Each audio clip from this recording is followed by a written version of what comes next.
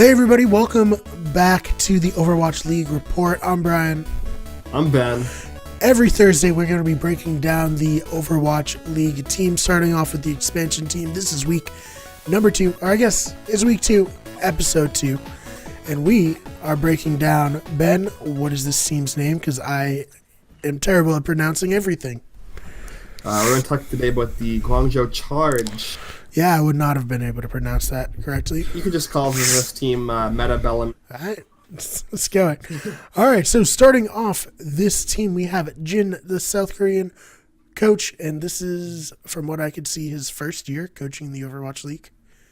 Yep, he's formerly the coach of a team called Bellum. And we have 2 coaches from Bellum and 4 players on this team from Bellum who are a Korean contenders team.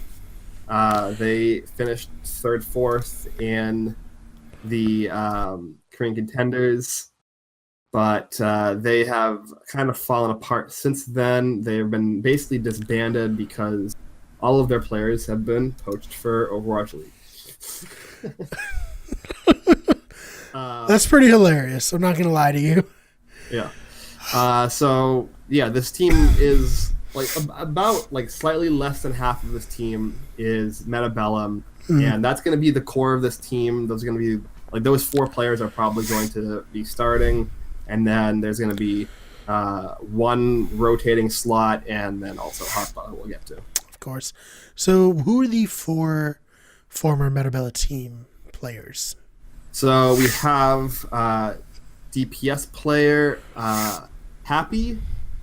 Coming from Bellum, we have the tank player Rio, and we have 2 support players, a support duo of Chara and Wanjali. Alrighty, so let's start off with Happy, who is a DPS player, as you said, from South Korea, and his mains are Widowmaker and McCree. Yeah, so Happy is actually a pretty impressive player. When he's going off, he is incredibly impressive. Obviously, the way that this team is going to be talked about is in comparison to Vancouver and also Shanghai, because Bellum is probably the 3rd or 4th best Korean contenders team, and the 2 teams that are probably better than them are now, one of them is basically the entire roster of Vancouver, and the other half of their team is the team that got filled into the skeleton that is the Shanghai Dragons. So right. When you have 2 teams that are also kind of unproven but have been shown in Contenders League to be better than the team that you have now built your core around, it's going to kind of be a little bit iffy. That's why I put them here as the 2nd worst potential Overwatch League expansion team coming in. Makes sense. What about Rio, the South Korean tank who mains Winston and Reinhardt? Yeah, Rio is also a pretty solid player. I think they definitely got the best Bellum players, in my opinion. I think that Rio is going to be the main tank player on the team. There's not really any other competition for that role. Hoppa also is a tank player, but he is more of a flex. He plays kind of a more defensive tank style, like an off-tank style. Rio is a much more aggressive main tank player. He plays very much more of an in-your-face style. He is very good on Winston, and I think that he'll be a good player on this team. I think that the issue that I see coming into this team is not the players so much as the cohesion and them trying to build trying to build upon a Korean team with a bunch of non-Korean players. Right. We'll get into that, of course, though. So let's go into Chara, the South Korean support, who means Anna, Lucio, and Moira. Yep, and if we're going to talk about whether, there's obviously a discussion the goats stick around, but if the goats might sticks around, then Chara will definitely be their main support player, having experience on Moira and Lucio. But I think that talking about Chara and Wanjie as a team is probably going to be the most productive, so we can kind of segment. Yeah, do both of them at the same time. So Wanjie Lee is a South Korean support who, it said their main is Zenyatta. Yeah, so they kind of play off each other. They're a very good team working together, and potentially if they have a third support coming in with Shu or Only Wish, then maybe they'll be able to put together a GOATS comp. But I think that otherwise those two are definitely going to carry the team on the support side. They're both very good. I think that the four Metabellum players coming in are all. My worry with the team is cohesion with the other players. All right. So speaking of the other players, the one player that I've actually seen in person, Hoppa, the South Korean tank who made Diva, Zarya, and Tracer, and he is formerly of the Philadelphia Fusion.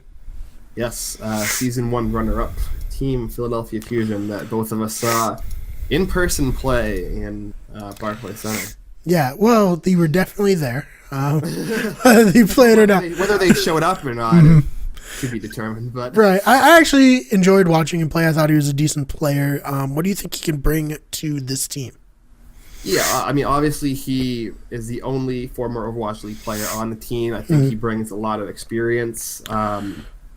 He has the most competitive experience, especially within this league. And I think that he's going to be looked to as kind of a leader, similar to how we talked about with the Washington Justice, how Janice could be kind of put into a leadership position just because of his experience. I think that Hoppa could be seen as a leader here as well.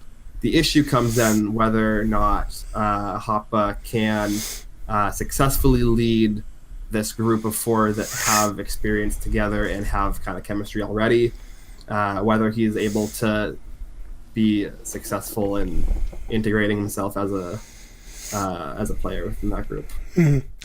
So let's move on to Eileen, Chinese DPS player with Genji, Doomfist, and Sombra listed as his mains. Yeah, I think that Eileen is probably going to be the most likely person to round out the starting lineup. I think they'll. It's kind of looking to be a more flexible position. I think that Eileen and Kim are going to be the most likely people to fill that role. Yeah. And Eileen has a lot of experience. He recently played for LGD in the Chinese Contenders League, and he was technically on the Overwatch World Cup Chinese team, but he didn't really play that much. So he's a good player, but he hasn't seen a lot of starting on in competitive play on his previous teams. So he's a good player, and he's coming in to a team that kind of needs him to fulfill a starting role. So if he's in a position where he's going to have to step up, I think that he has the potential to be more of a star player, but it's definitely more of a question mark than the other players, I think. All right, so you just mentioned Kib, the United Kingdom DPS player, meaning Genji, Roadhog, Brigitte, and Sombra. Tell me a little about Kib. Yeah, so Kib is mostly a projectile DPS player, but he does fill a flex role. You listed off 4 signature heroes there. I know, it's kind of a lot, right? They are spread out among DPS, tank, and support players or support heroes. So right. It is important that he is on this team. I think that Kib is a very great player. He is most recently seen a lot of success on the British Overwatch World Cup team. He was probably the second biggest standout player on that team after Fusions, and it was kind of a no-brainer that he was going to get signed by somebody. Right. He is probably the only player on the team that can really play Brigitte well, from what I can tell. So I think that he's going to fill the role as that 6th player on the starting lineup. in on maps where that competition is necessary, or on maps where that composition is necessary. And because of his flexibility, I think that he'll be an important player. So Fair enough. So let's go to Nero, the lone, it seems, American on the team. He is DPS and he mains Genji and Pharah. Shu and Nero both come from formerly Toronto Esports, now Uprising Academy. So the big thing with these two players coming in, Nero and Shu, off of Uprising Academy, is that team is like okay, but they have a lot of like recent drama going on. So they've basically they had previously been known as Toronto Esports, and then when the Toronto Defiant joined the league, Overwatch League told the team, "Hey, you have to change your name." And that kind of sucks. Well, they should have had a different name anyway. This is the Boston Uprising's contenders team. So this is an NA contenders team, and they basically had a meltdown. Their social media person on Twitter said, we're quitting Overwatch, we're leaving Overwatch League," and they just kind of had like a This is over the name? Yes. Oh my god. And there's a lot, like it seems like there's the all of the drama surrounding the Uprising is kind of extended to their contenders team. And on top of that, I would say that these two players are probably the 9th and 10th seeds on this team anyways. Right. So it shouldn't have that much of an effect, but I'm curious why they were picked up, I guess. Right. So I guess, is there anything more you want to dive into, Shu? No, that's kind of like both of those players in general. Like I think they're both fine players. They're probably because Fusions also came from that team, and he is probably like one of the stars in that team. I think these two are also standout players, but that team has a lot of baggage. The players coming from that team, have a lot of baggage, and they aren't stars anyways. They don't really fit into what the team seems to be trying to doing, which is building some kind of core around the former Bellum team players. So I just don't really see a role that they are filling. Right, and just so the people are, just for the curious, she was also South Korean and support with Zenyatta, Ana, and Widowmaker. So let's move on to the final player. Only Wish is hailing from China, and their main is Mercy. Yeah, so we have Only Wish coming also from LGD, the same team that Eileen is from, and he is a support player, and most recently it seems like he's played a lot of Lucio and Zenyatta, but from the tape I've watched of him, he doesn't seem super confident in those heroes. Seems like he was, like you said, a Mercy main up until the nerfs hit, and then he... Until the nerfs came. Yeah. And then he's kind of had to diversify a little bit, and he doesn't seem to be super confident in those roles. He'll probably end up filling that third support player spot if the team needs it, but with Chara and Wonjae Lee on the team, I think that if they're only going to start two support players, it's going to be them. LGD, though, did come in second in Chinese Contenders Season 1 and 2 this year, so they are a good team, and Only Wish was a starter on that team. So, yeah. So we'll see. All right, Ben, is there anything else you have to say about the Charge?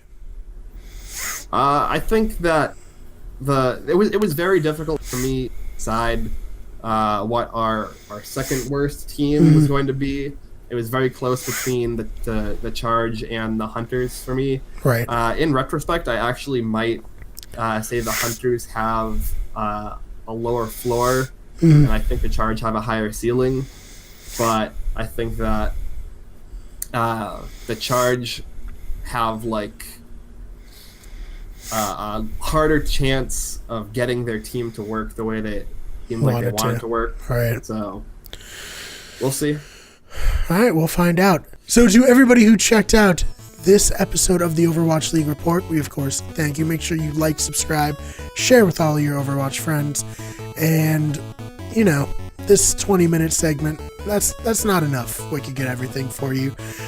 But fear not, because we have other shows such as Let's Plays, Fake Nerd Updates, podcasts, Ben streaming, Maggie streaming over on twitch.tv/. We can get everything. We almost, I would say, have too much content. But we do it all for you guys, and we appreciate you guys checking us out. So for Ben and Brian, good night.